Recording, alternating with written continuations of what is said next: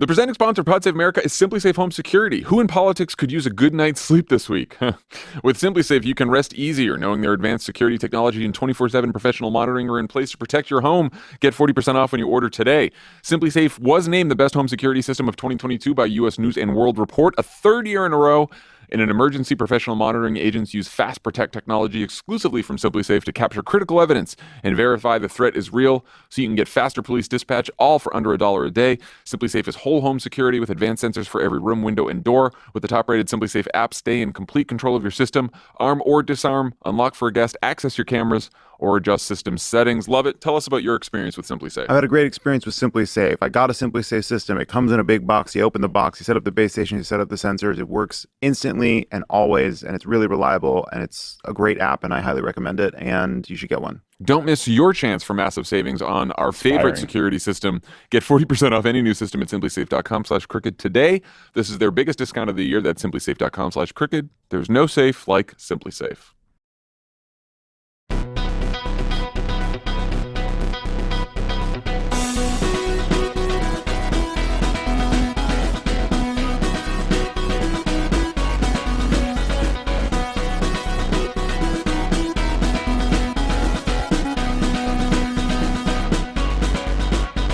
Welcome to Pod Save America. I'm John Favreau. I'm John London. I'm Tommy Vitor. God, you did it to me. There's always just a little I'm sorry. off there. We're not trying to laugh. On today's show, President Obama shows Democrats how it's done as candidates hone their closing arguments. Republicans deflect blame following a brutal attack on Speaker Pelosi's husband by a man who was radicalized by right-wing conspiracy theories. Chief Twit Elon Musk is off to a rocky start. And later, I talked to Wisconsin Lieutenant Governor Mandela Barnes about his race to defeat Senator Ron Johnson. Plus, White Lotus is back, baby. What does it mean for the midterms? I'm so happy it's back. Great. What do you think it means for the First midterms? episode is Not fantastic. Not a lot. I want all White Lotus. Yeah, more White Lotus, please. All right. But first, before you watch White Lotus, Before that. go to votesaveamerica.com while you're listening to this pod, or if you're driving shortly afterwards, and sign up to help in these last 7 days. This is the most important time to help your friends and neighbors know when and where they can vote and help them make plans to do it. We need to make every day count, and there are opportunities all this week and weekend. You can hop on a bus with our friends at Swing Left to head to a swing district near you. You can text voters in key states with NextGen, and many more ways to channel that anxiety into action. Just go to votesaveamerica.com. Let me tell you, you can sit on Twitter all day and complain about where the New York Times placed the Paul Pelosi coverage in the hard copy of the paper that no one gets, which I've done many times. Or you can get out of your house and knock on some doors. You'll feel a lot better if you hit some doors. Or you can do both. Or get Or just get off of Elon's You can internet, knock on doors, and when someone opens up, be like, "Are you voting for Republican because it wasn't above the fold?" I wouldn't do that. Maggie didn't call it a lie. Vote Republican. I wouldn't do those messages. On the way to your canvassing shift, you should also listen to World Corrupt, a brand new podcast about the World Cup 2022. Hey, look at that. Look at this. Look at this, huh? That's how it's done. All right, let's get to the news. We are a week out from Election Day. More than 20 million votes have already been cast, and we've reached that stage of the campaign where everyone spends all day arguing with various Nates about polls. Republicans at this moment are still favored to take the House. Democrats are ever so slightly favored to keep the Senate, and plenty of down-ballot races are up for grabs. Both Joe Biden and Donald Trump stayed off the campaign trail over the weekend, but Barack Obama, who is the Democrats' most requested surrogate, carried the party's closing message at huge rallies in Georgia, Michigan, and Wisconsin. Here's a quick recap of how that went. The other day, a video came out of Governor Whitmer's opponent claiming that Democrats have been working for decades to topple the United States because they're still upset about losing the Civil War. And that COVID restrictions were part of some master plan to do this. Now, first of all, what? Let's say you're at the airport and you see Mr. Walker and you say, hey, there's Herschel Walker, Heisman winner. Let's have him fly the plane. You probably wouldn't say that. You'd want to know, does he know how to fly an airplane? They had long hours and sore backs and bad knees to get that Social Security. And if Ron Johnson does not understand that, if he understands giving tax breaks for private planes more than he understands making sure that seniors who've worked all their lives are able to retire with dignity and respect, he's not the person who's thinking about you and knows you and sees you, and he should not be your senator from Wisconsin. All right, let's start with our completely unbiased take on our old boss. What'd you guys think, Tommy?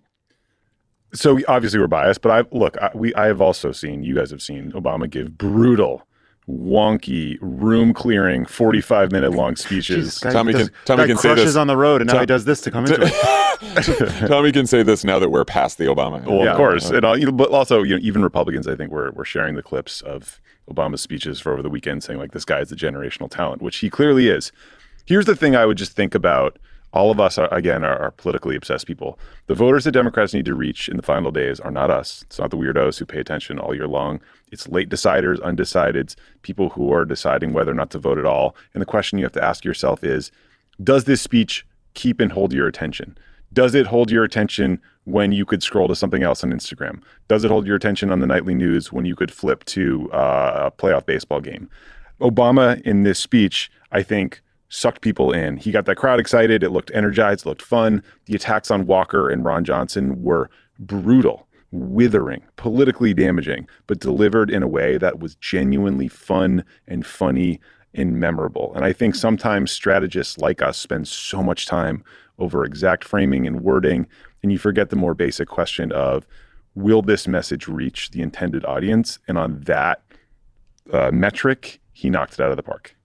Love it. Why do you think it was? Why do you think it resonated with so many people? I noticed that it's like, you had progressive lefty pundits on Twitter saying it was great. Yeah. You had never Trumpers saying it was great. That's the whole coalition right there. So I think there's two reasons. For one, it was just a great speech. It was just a well-told story that just made sense to a lot of people. But I think from like never Trumpers to independents to journalists when they're, being honest, to neo-lib shills to lefties, we all agree that Republicans are extreme, but how do you talk about that? What's the best way to talk about it without turning people off? And I think sometimes there's a lot of people in those camps that view Democrats as being extreme too, that there's a problem on both sides, in part because you sound a little radical when you say vote for the Democrats, or a fascistic menace that doesn't believe in democracy and is spreading lies and misinformation will take the reins of power. But it's true. I don't care if it's true. We know it's true. We know it's true. And so he manages to tell this story. Do you need to be reminded that it's true all the time, even though you know it's true? And so he managed to make Republicans seem indefensible, embarrassing, extreme, without himself seeming nasty, without high dudgeon. People don't like that stuff. With a light touch, and it makes him someone you want to be on a team with. It's not pious. There's no Grand Guignol. It's just wait. What was that word? I'm sorry. Excuse, Grand Guignol? Is that a liqueur? Excuse me. You can tell. You told me about a fucking. Lovett didn't write that speech for him. Yeah. You can. Okay. What was it? Sorry. It's a term. Google It's Translate. a term for a kind of bloody storytelling named after, I believe, a French theater that was famous for that kind of violent rhetoric and imagery. Got it. Cool word. Said me to Tommy, a person before we started recording, told us about his favorite kind of wine region. No, it was a funny one to say. I can't even tell the context. It'll get me in trouble. Move on, John. Anyway, I do think there's something to be said for, and you both mentioned this, the humor involved. And like we did this all the time when we were with him in the White House, and he loved to do this kind of stuff, which is like, and I think it's particularly appropriate today. Like, he does not want to make people fear demagogues and conspiracy theorists. He wants to make people laugh at them, right? And that's because they want to be feared. They don't want to be laughed at, right? Like, this is the whole thing with the strong man, right? Like, they want to seem strong. By mocking them all the time, you make them seem weak. And like, I get that we are at a very precarious moment. We talk about that all the time, and these threats are real. But again, most people aren't paying as close attention to politics as we are. And the way to reach them is to just point out the obvious, which is how fucking absurd so many of these conspiracy theories are. I'm trying to think of the last time I saw a Democratic political rally that looked big and energized and exciting and fun. And it's been a long time. And Yeah. part of that is the pandemic. You know what I mean? And that's not, I'm not saying this to mock Joe Biden in any way. Like he had to campaign from home because there was a global pandemic. But Trump rallies obviously can end up seeming very dark and angry and scary at times, especially when they're doing the QAnon thing Yeah. with the fingers up, whatever. But most of the time, the people there are there because they feel entertained. They're having a good time for whatever reason. And Donald Trump's an awful person, but he can be funny and he tells stories and he entertains people. And he has created a movement, the one that I don't understand, that people want to be a part of.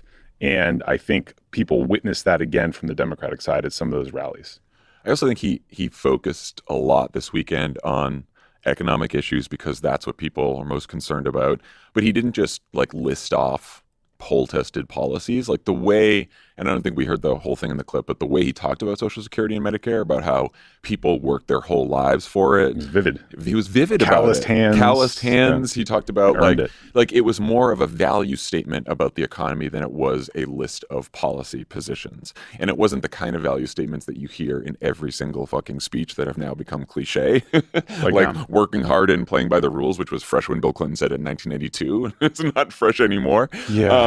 So, I think, and I also think that he tries to meet people where they are by saying, at one point in that speech, he's like, maybe you don't think democracy as important an issue as gas prices right now. That's okay. I understand. Here's why it's important, instead of chiding people for not thinking that it's is important, right? Which I think is... Well, that's more the Twitter vibe. Right. So the White House has said that Biden's decision to avoid a lot of big rallies was intentional. They argued that having Obama and Trump on the trail in 2010 and 2018 didn't work out too well for them. What do you guys think about that? Lovett, what do you think about that? Yeah, man, totally. He's Democratic president. He was at home this weekend before the midterm elections. Whatever the explanation, it's not good. Yeah. And I would say also Trump in 2018, Obama in 2010, a lot of buckle your seatbelts, post hoc ergo propter hoc. Oh my God.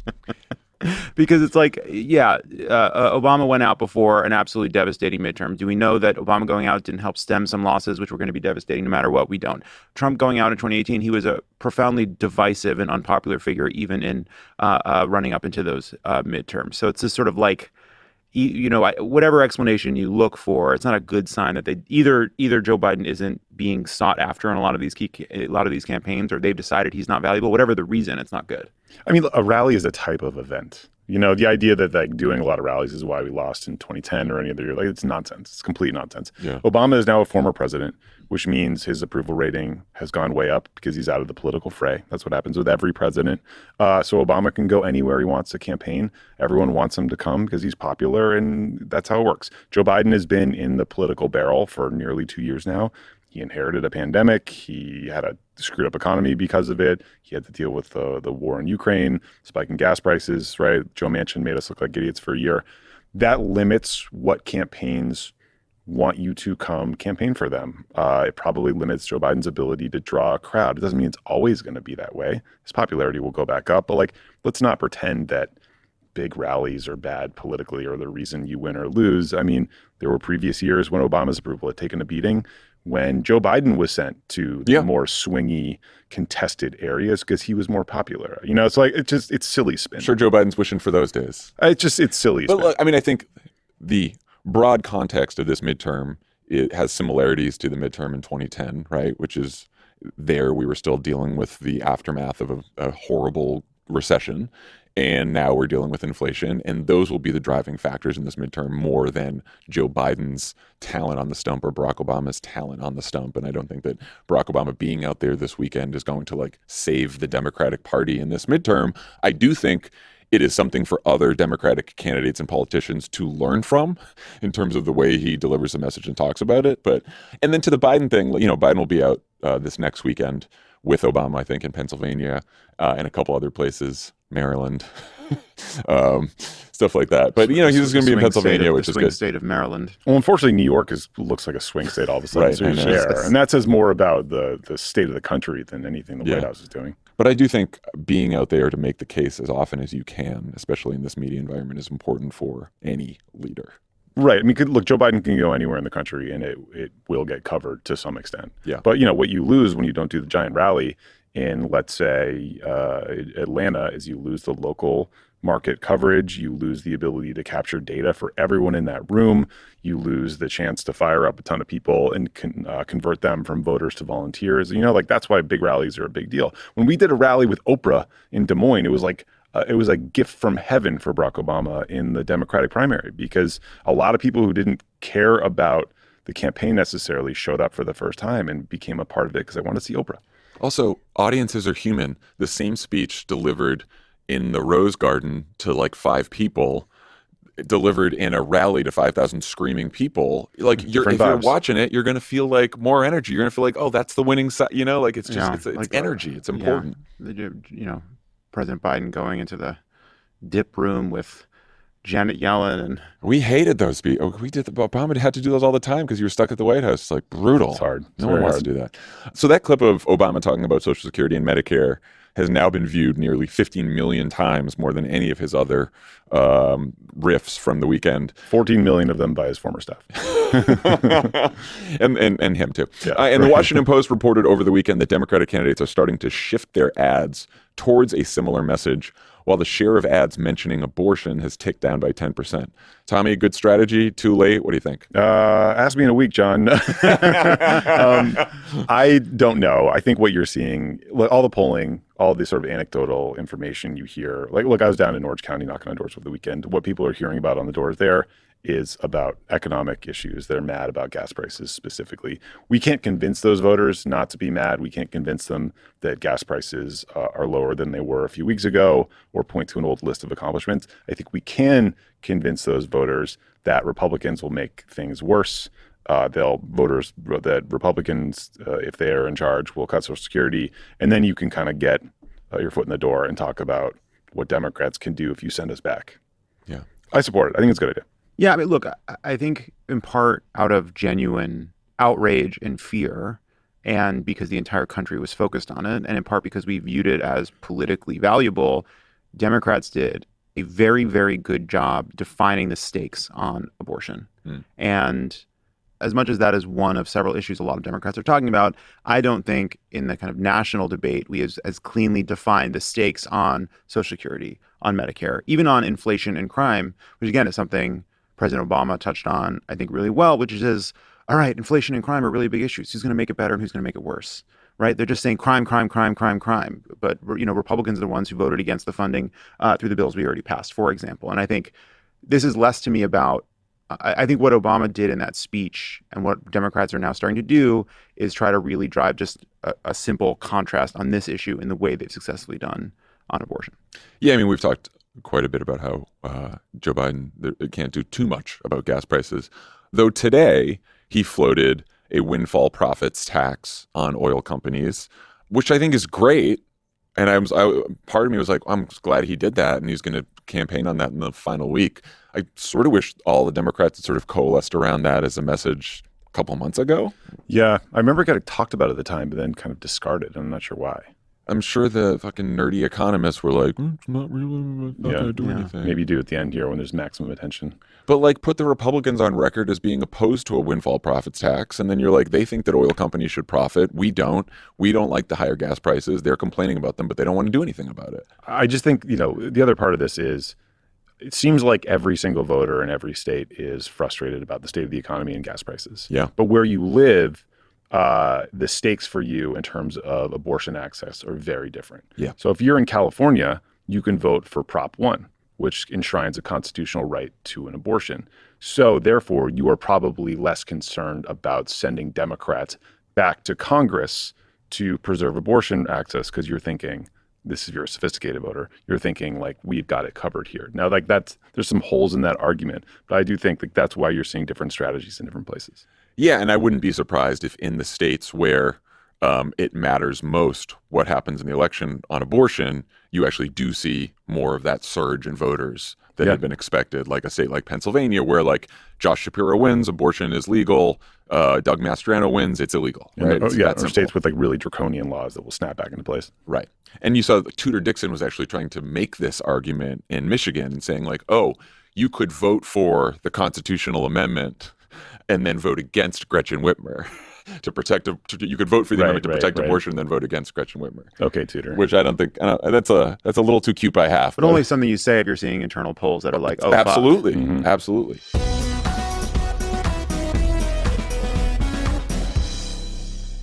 Pod Save America is brought to you by Reserve Bar. Reserve Bar is your online source for premium and luxury spirits, wine, and champagne. And now, Reserve Bar offers same-day delivery.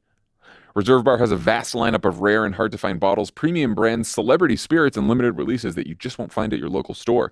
And no one does spirits gifting better than Reserve Bar. If you're looking for an elevated gift, which is usually what we call gifts around here, Top shelf. an elevated gift, ReserveBar.com has you covered, and you can have that gift delivered right to their door. Even better, That's great. turn that spirit's gift into a cherished memento with custom engraving. Perfect for birthdays, weddings, anniversaries, Father's Day, you name it. Oh, you engrave. Oh, you're right. No, you don't engrave the friend. You engrave the. Yeah, no. Bottle. I mean, you can do both, but Yeah, probably. Well, maybe. are you getting into some home bartending? Kinda. Okay, well, Reserve Bar has everything you need. Spirits for the shelves, sure, but they also have every barware tool and glass you'll need. The hot trend, Surely not swizzle sticks.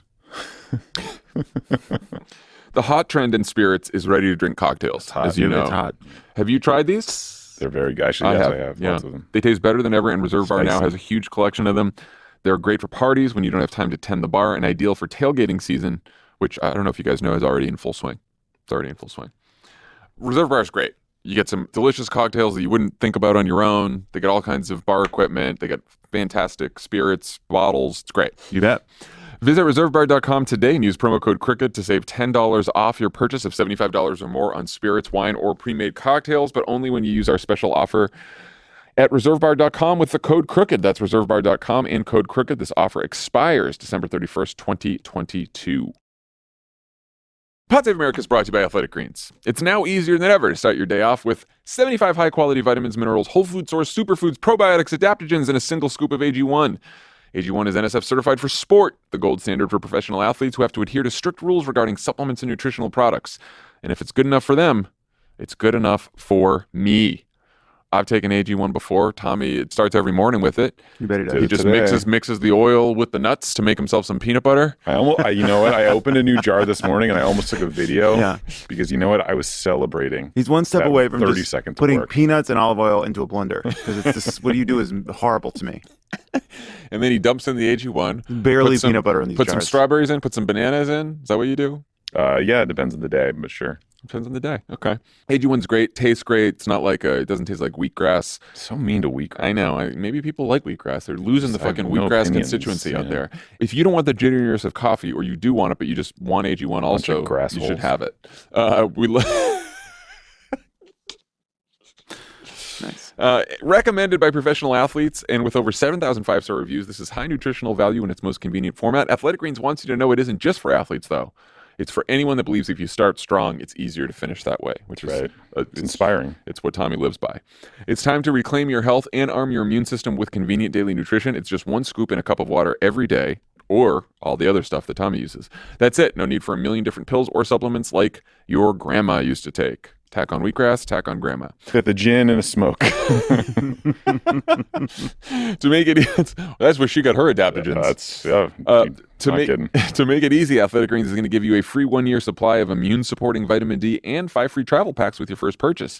All you have to do is visit athleticgreens.com/crooked. Again, that's athleticgreens.com/crooked to take ownership over your health and pick up the ultimate daily nutritional insurance. Pod Save America is brought to you by Lomi. Turn your garbage into dirt with Lomi. It's a great concept. That's it. That's all you need to know. Look, we're all, you throw a lot of garbage away. You start feeling bad about it. It's like, how much waste am I producing? Turning garbage into dirt. What are we, Oppo researchers? Oh, God. Tommy laughed really hard at That was that. a really good joke. Thank you. That was a really good Thank you. joke. We don't write these in advance. These just come to us. No, that was definitely not written in On the advance. fly. Anyway, Speaking of flies, if you're feeling guilty about all the food waste that you're creating, you get a Lomi. It allows you to turn your food scraps into dirt with the push of a button. Lomi is a countertop electric composter that turns scraps to dirt in under 4 hours. There's no smell when it runs, no smell. and it's really quiet. Thanks to Lomi, I personally have way less garbage each week. It's really easy to use. It's quiet, doesn't smell, makes you feel better, and then you put the dirt in your backyard, in your garden, There you go. and there you go. You're growing stuff.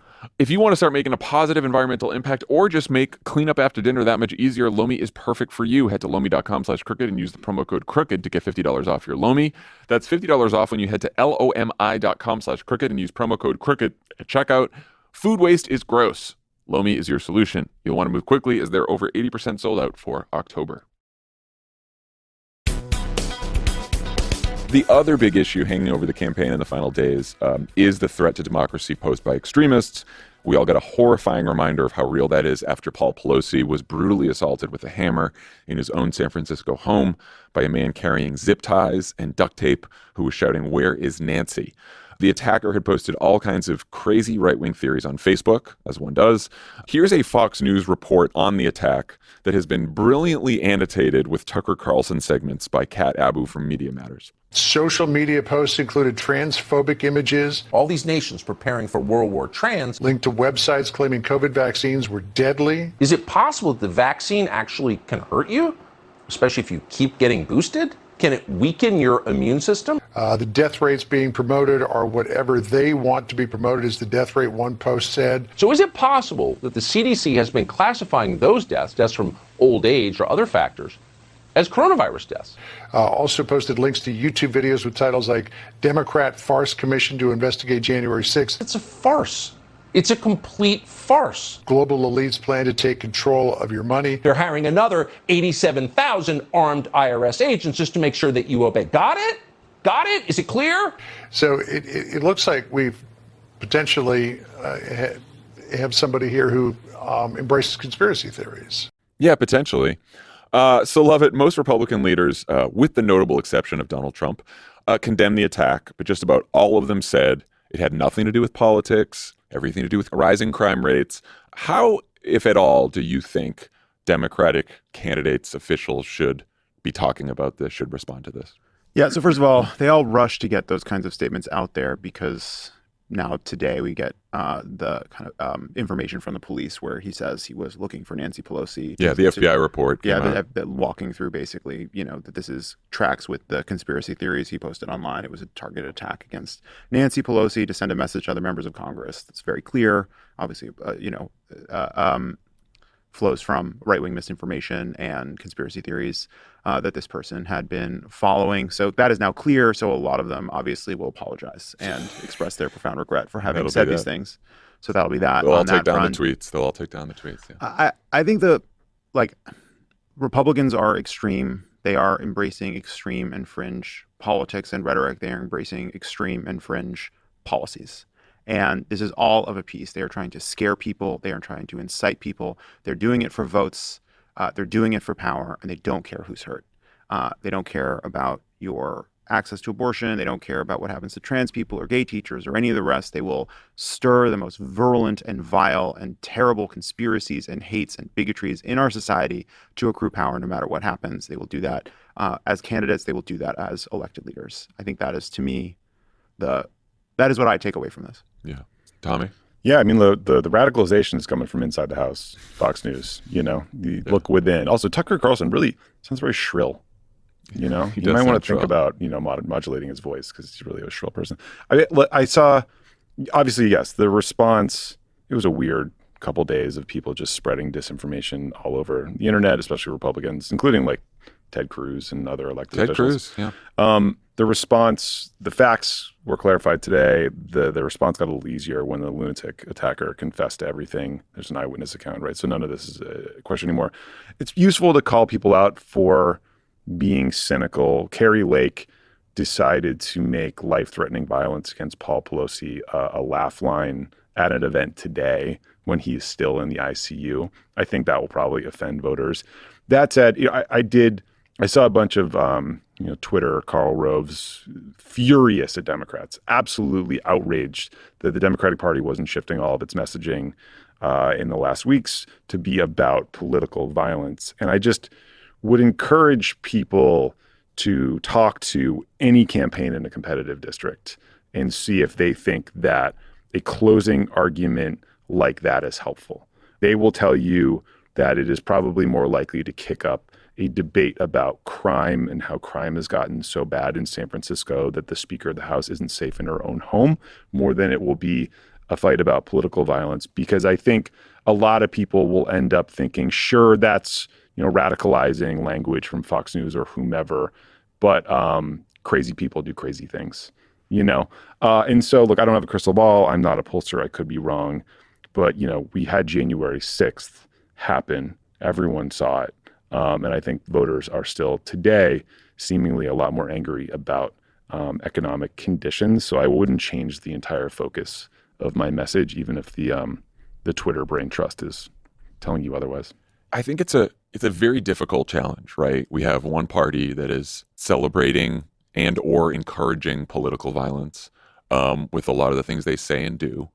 And the question is, how do you communicate that to the American people so that they don't let those people hold power anymore?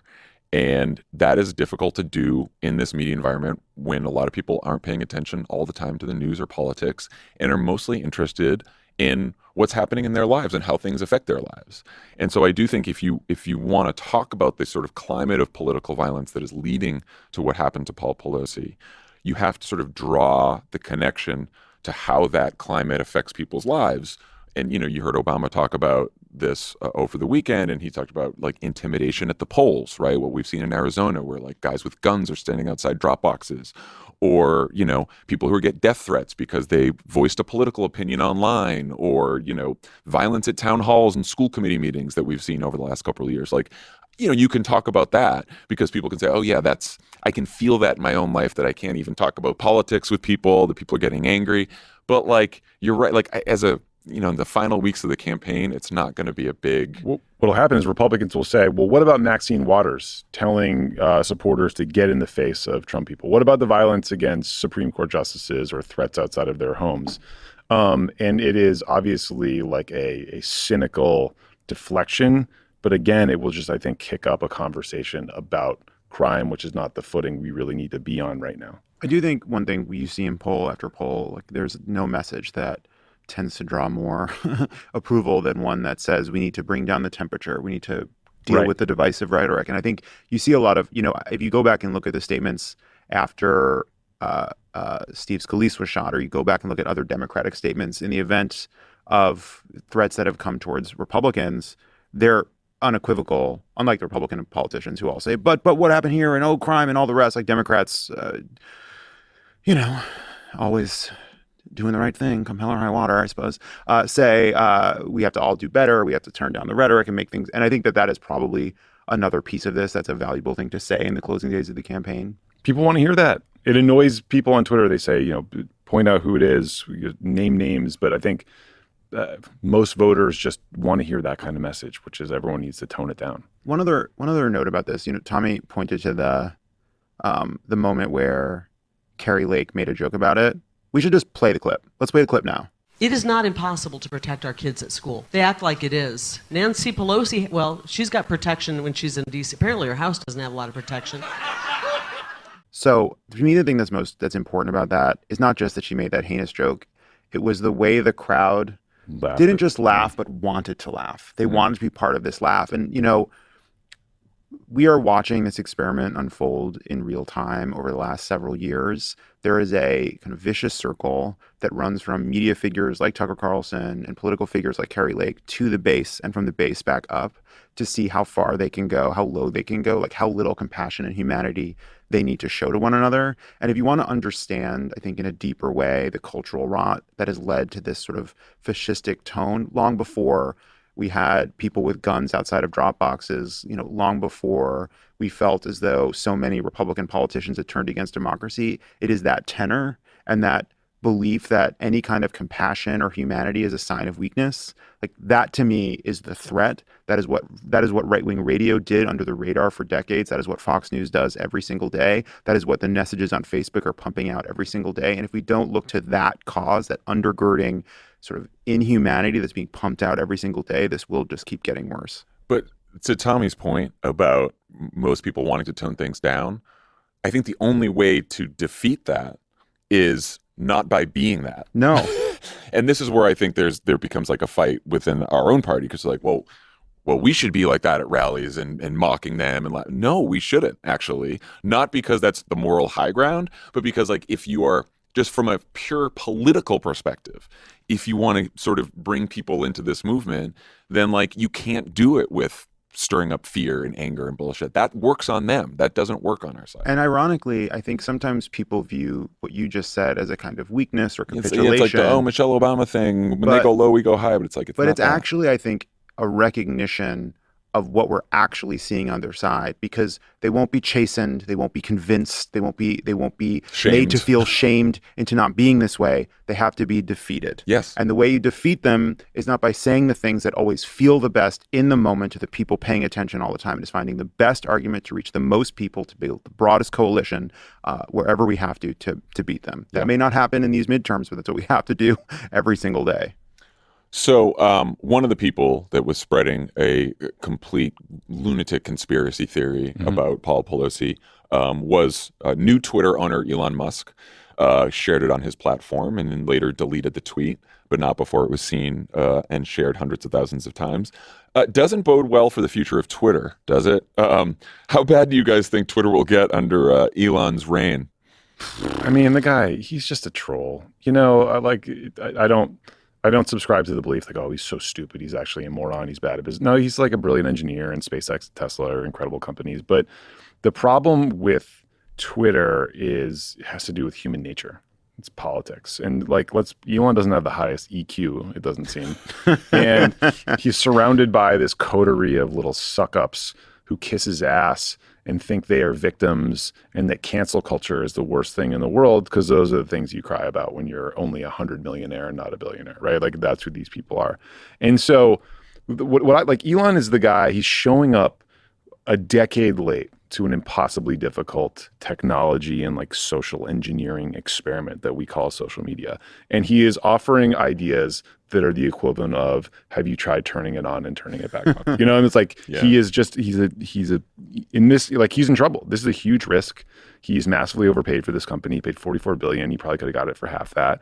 They took on $13 billion worth of debt. The yearly interest payment will be about $1 billion to service that debt. And last year, the company's operations generated $630 million in cash flow. So I'm no math major, but that doesn't check out. When the service on the debt is more than your revenue, It's going to be that's tough. So they're going to have to make a lot of cuts or make a lot more money. That's why we're hearing about cutting half the workforce. There's no chance that makes moderation better or a more fun place to be. But like, you know, at the end of the day, Twitter's value is the people that use it. It's not some groundbreaking technology. It's like micro blogging. And he could easily destroy this very, very lame chat room that he now owns. Fingers crossed. Yeah, I'd say if you think building a rocket that can take people to Mars is hard, try content moderation across the people who like to post in all of humanity, because Earth is not sending their best. Well, and part of the problem is, though, he's not some outside objective observer trying to fix it. Like, a lot of brains have been broken by Twitter, including his. Yeah. Especially his. He's a troll. He likes the clout. He tweets something and he sees a bunch of bots and he thinks there's a bots problem, right? Like, the guy is not. He's responding to a guy named Cat Turd. He's responding to a guy named Cat He's Turd. searching his own name in the Twitter Slack. He's posting memes. He's thinking something from the fucking Santa Monica Observer is a real story. Like, he's not. It's also the even just Stick like to the cars and spaceships, man. Yeah.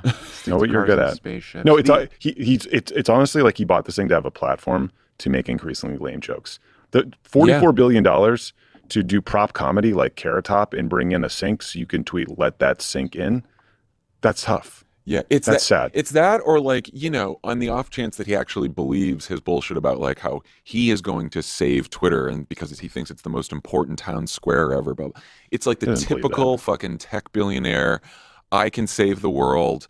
Government is a failure. Politics is a failure. Only through technology can we truly save humanity. That's what he fucking thinks. Yeah, I mean, this is somebody who was told Tesla wouldn't work and he proved them wrong. He was told SpaceX wouldn't work and he proved them wrong. They're engineering issues. Well, they're not human engineering issues. And also, like, building an electric car is a project that requires like great commitment and fortitude, and you kind of buckle down and do it over many years and then prove all the haters wrong. Like, Twitter exists. It is in the world. It's there every single day. You're managing it every single day. There's the rocket's already in the air. There's no moment when everyone's going to be like, it's fixed. Yeah, what a peaceful existence on Twitter. Right. You're not building the rocket. We're on the rocket. We're all on the rocket, Elon. It's not and it's not working. It's not been a great ride. And it's bumpy, fun. man. Well, now we're gonna have to start paying for the ride. Oh, please. The Verge. So the Verge reported that Elon's planning to start charging $20 a month for a blue check mark.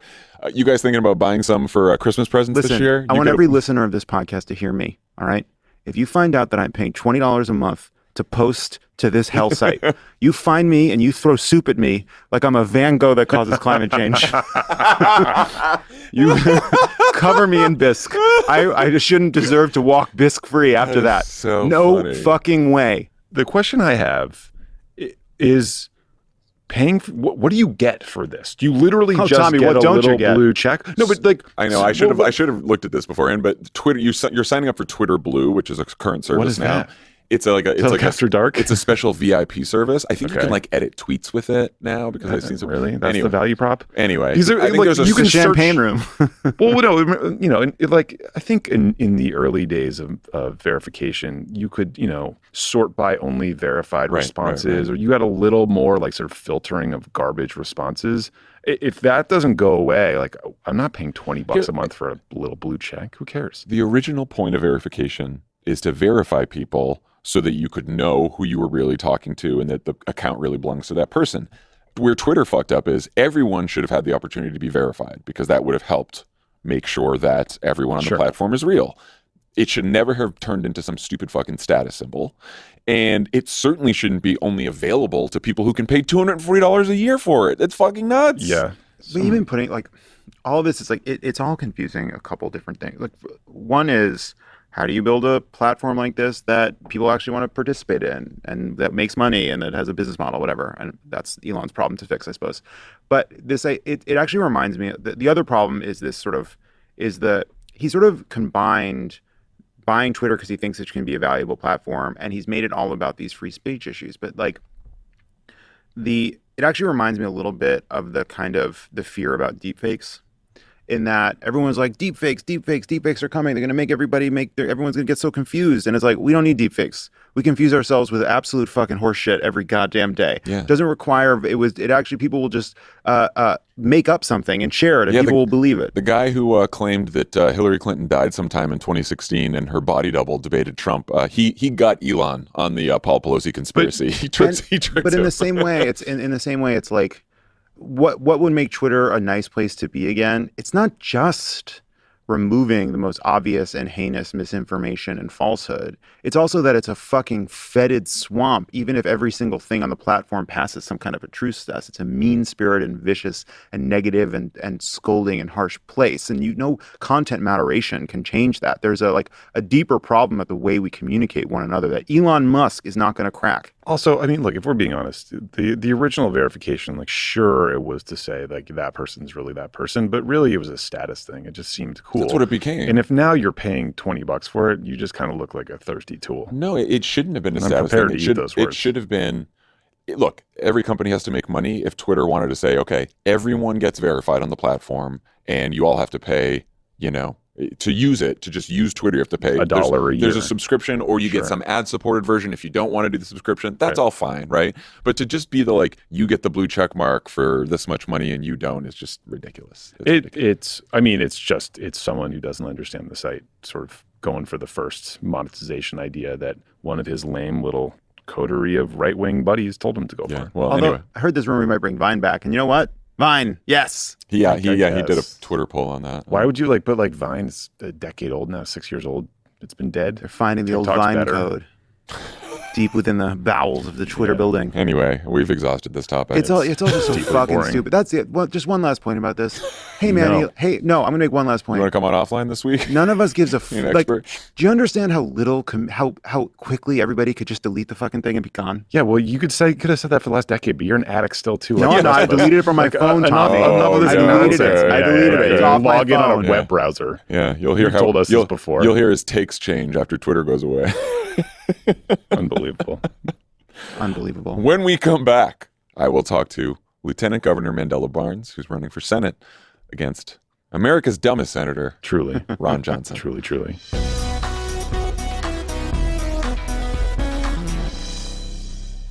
Pod Save America is brought to you by Built Bar. Why can't healthy eating be tasty too? It can. It can. That's why we're telling you about this product. Most protein bars have healthy ingredients, but an unappetizing taste. If you want a healthy snack that actually tastes good, reach for a Built Bar. We have a lot of Built Bars here in the office. I like these a lot. It's a good afternoon snack. It's very different than most protein bars. It's sort of a gooier, more candy style taste. Candy centric, would you say? Yeah, sure. Candy forward. Candy forward. They center the chocolate. Sure. It tricks your brain into thinking you're having something delicious and bad for you, when in fact it's probably good for you. They're covered in 100% real chocolate. 100%. Built is always creating their next greatest flavor. They have incredible options like mint brownie, coconut, salted caramel, cookies and cream, churro, and banana cream pie. Churro. Yeah, I kind of want one of those. The list goes on and on. Built bars are high protein, low calorie, low sugar, and low carb. Most Built bars contain 130 calories, 4 grams of sugar, 4 net carbs, and 17 grams of protein. Compare that to a candy bar, which usually has around 240 calories, 30 grams of sugar, and dozens of net carbs. Unfortunately, those are also all over the office right now. I know. Halloween, man. Gotta go for those Built bars instead. And Built Bar does usually taste better than candy bars. You're not going to believe they're healthy. They're really You're not bad. going to believe it. You're not going to believe it. You're going to say, guys, what are you talking about? Built.com has all your favorites. Peanut butter brownie, coconut almond, raspberry, so many more. Try a mix box to get some variety. They're all delicious. And new flavors are coming out all the time. You can find them at Built.com. You can eat healthy and actually enjoy doing it. Go to Built.com. We got a special code for friends of the pod, so you can get 15% off your order. Use promo code Crooked. That's Built.com. Promo code Crooked. Pod Save America is brought to you by Policy Genius. Did you know life insurance through your workplace may not offer enough protection for your family's needs? Uh-oh. I know. Policy Genius gives you a smarter way to find and buy the right coverage. Policy Genius was built to modernize the life insurance industry. Their technology makes it easy to compare life insurance quotes from top companies like AIG and Prudential in just a few clicks to find your lowest price. With Policy Genius, you can find life insurance policies that start at just $17 per month for $500,000 of coverage. And Policy Genius has licensed agents who can help you find options that offer coverage in as little as a week. And you can avoid unnecessary medical exams. No one likes those. No. They're not incentivized to recommend one insurer over another, so you can trust their guidance. There are no added fees, and your personal info is private. No wonder Policy Genius has thousands of 5-star reviews on Google and Trustpilot. No wonder. Your loved ones deserve a financial safety net. You deserve a smarter way to find and buy it. Head to policygenius.com or click the link in the description to get your free life insurance quotes and see how much you could save. That's policygenius.com. Pod Save America is brought to you by MindBloom. The struggles we face with our mental health can loom large over our lives. True. Maybe yours, maybe someone you love. You've tried everything, or have you? MindBloom is the solution for the next chapter in mental health and well-being. MindBloom is the leader in at-home ketamine therapy, offering a combination of science-backed medicine with clinician and guide support for people looking to improve their mental health and well-being. MindBloom connects patients to licensed psychiatric clinicians to help them achieve better outcomes with lower costs, greater convenience, and an artfully crafted experience. To begin, take MindBloom's online assessment and schedule a video consult with a licensed clinician to determine if MindBloom is right for you. If approved, you'll discuss your health history and goals for mental health treatment with your clinician to tailor your MindBloom regimen. After only 2 sessions, 87% of MindBloom clients reported improvements in depression and 85% reported improvements in anxiety. Right now, MindBloom is offering our listeners $100 off your first 6-session program.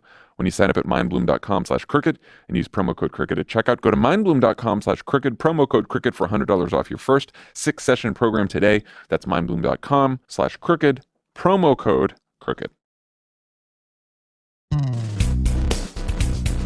With just a week until the midterms, Wisconsin is once again one of the most important battleground states and one of the best chances for Democrats to pick up a Senate seat.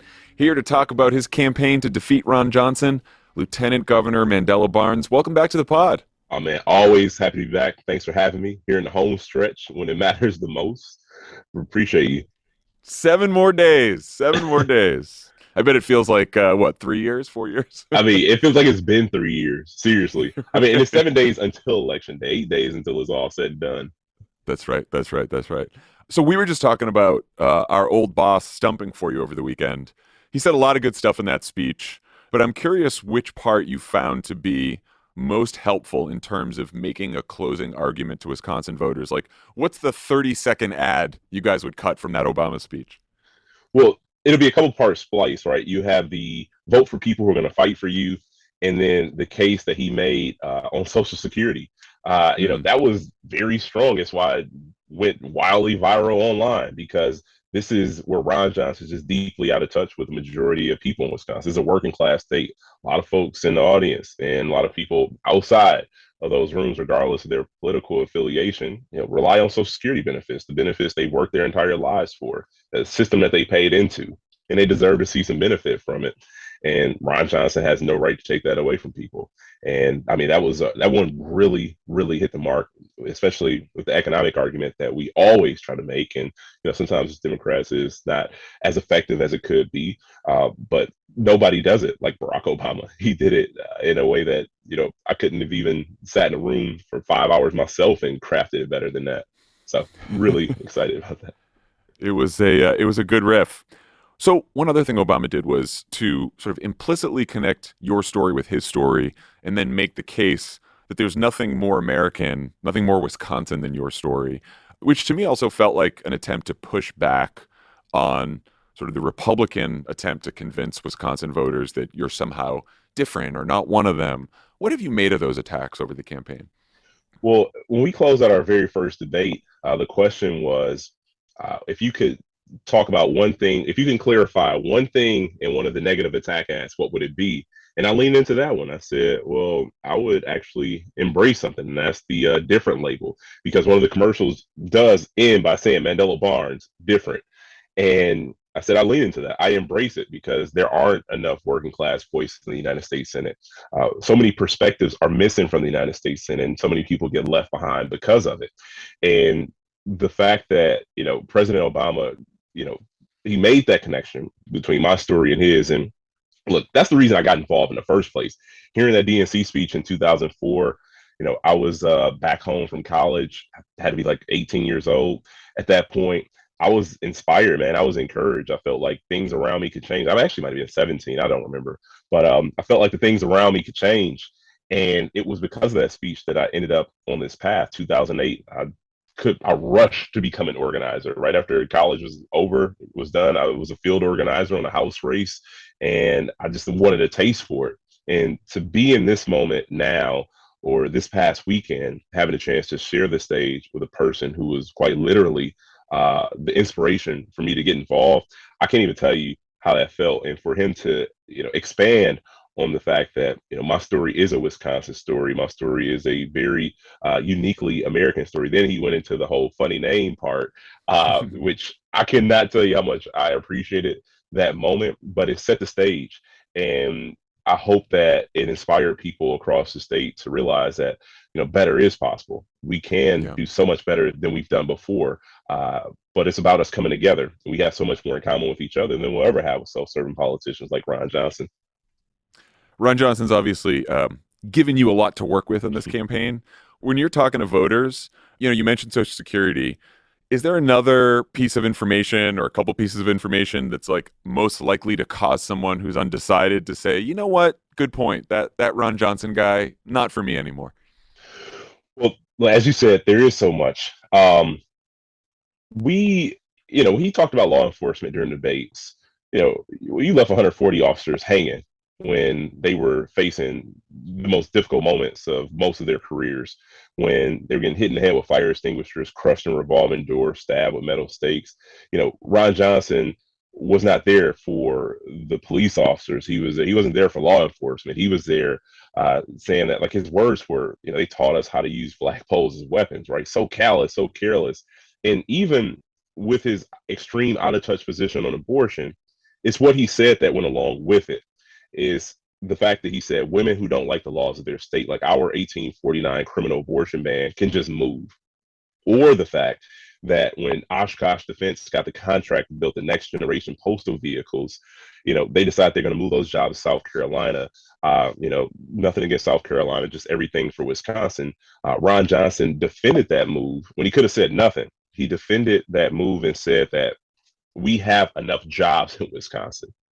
It is just out of touch. This is a person who truly just has no clue what's going on in the state, what people are looking for. And it feels as if he has no desire to. He feels like he's given up on us. And so it's not always the position that he takes. It's his response that makes things even worse, that shows how little he truly cares. It shows his contempt for working people. So much of this campaign has been about, you defending your record or talking about Johnson's record or Johnson's plan. So I'm sure there's, a lot of voters out there who haven't heard enough about what you want to do if you're elected, what's the first policy or bill you would introduce as senator? Well, I'll tell you, it's about rebuilding the middle class. Wisconsin's a working class state. The industrial Midwest has lost so much over the generations. Now, my granddad moved to Milwaukee after serving in World War II. He got a job as a union steel worker in a factory that he walked in one day and walked out 35 years later. And it is a shame to think that it was easier for my grandfather after World War II to get into the middle class than it is for people in my generation as a millennial. We're the first generation that's slated to be worse off than our parents' generation. That has never happened before. And it will only get worse as long as we have people in office who say things like, we have enough jobs in the state, or even go so far as to say, why build things here in America when we can build them in China for dirt cheap? Another Ron Johnson classic quote. We are a generation of people who have been left behind, will continue to be left behind until that perspective is at the table in Washington, D.C. There's one millennial in the U.S. Senate right now. We have an opportunity to double our ranks, right, with this race. But it's more than just being a part of this generation. It's about having experienced some of the best of what this generation has offered, technology, the good parts of social media, and some of the worst, right? Like, I got out of college in 2008, one of the worst possible times for a person to come out of college.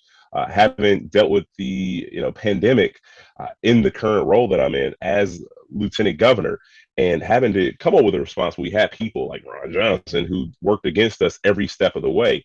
We need people who actually get our experiences, who know what we've been going through, who share our fears and struggles, but also our hopes and dreams, because we are an optimistic generation. And so rebuilding the middle class, and in those bad trade deals that send our jobs overseas, then protecting our democracy, because none of this happens unless we protect our democracy. And Wisconsin is subject, or home to, some of the worst gerrymandering in the entire country. We got to pass HR1. We got to, pass the John Lewis Voting Rights Act, For the People Act, because they're coming after voting rights left and right, and we will be left with nothing if they have their way. If we continue down this path of partisan gerrymandering and the impact that it's having on Wisconsin, the will of the people will never be respected. So the FBI interview with Paul Pelosi's assailant was released today, and the suspect confessed that he intended to kneecap Nancy Pelosi because she's a Democratic official. You've unfortunately seen politically fueled threats and violence in Wisconsin over the last few years, certainly all over the country. Do you think Republican politicians bear any responsibility for this violence? And just a broader question, what do we do about it as a country? Well, if you look at a lot of the ads they run, or if you listen to their rhetoric, rarely do they take on people's positions on an issue, or if they do, they'll do it in a way that they seem to be just out to make people hate other folks, or hate each other, or hate their opponents, right? And you got to condemn political violence every step of the way. And it's not like it's not, when we talk about political violence and what leads up to it, it is tough for somebody to act surprised that these things are happening based on what they're saying. It is always an us versus them thing, and it shouldn't be that way, especially here in a state like Wisconsin.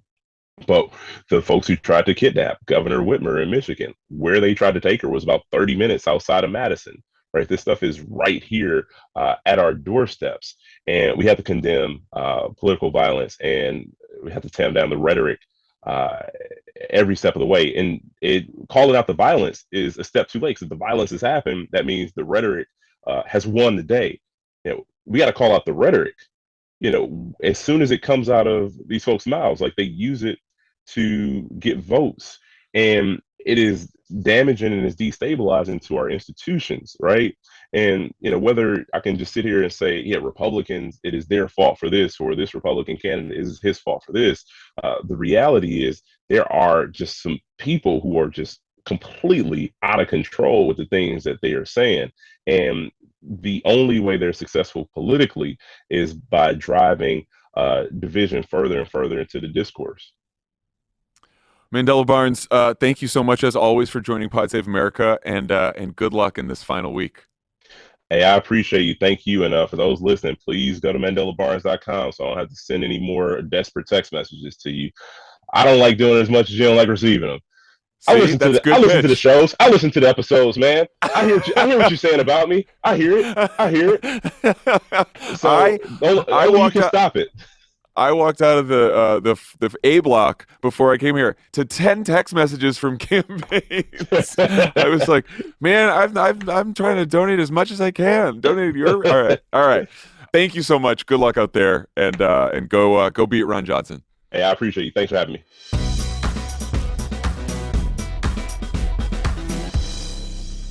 Thanks to Mandela Barnes for joining us today, and we'll talk to you on Thursday.